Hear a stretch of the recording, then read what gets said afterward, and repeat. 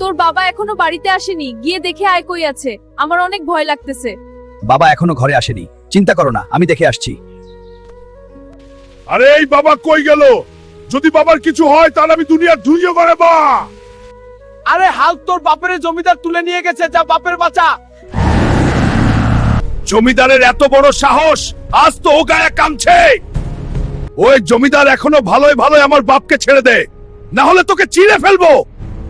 আগে আমার গাড়ির কাঁচ ভাঙার দাম দেয়, তাহলে তোর বাপকে ছাড়বো, না হলে না। হালকু বেটা, আমি ওর গাড়ির কাজ ভেঙে ফেলছি, কোনোভাবে আমাকে বাঁচা বাবা। এত দামি গাড়ির কাজ ঠিক করাতে অনেক টাকার দরকার, এত টাকা কই পাবো এখন? শোনো শোনো, যে আমার এই কালিয়াকে হারাতে পারবে সে পাবে 1 কোটি টাকা। আমি হারাবো তোর কালিয়াকে, দম থাকলে জিতে দেখা।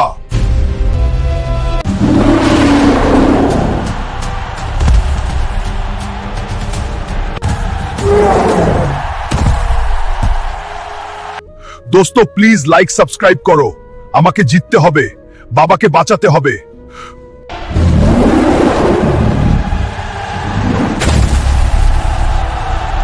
তো দোস্ত হাল্ক কালিয়াকে হারিয়ে জিতে গেল 100টি টাকা।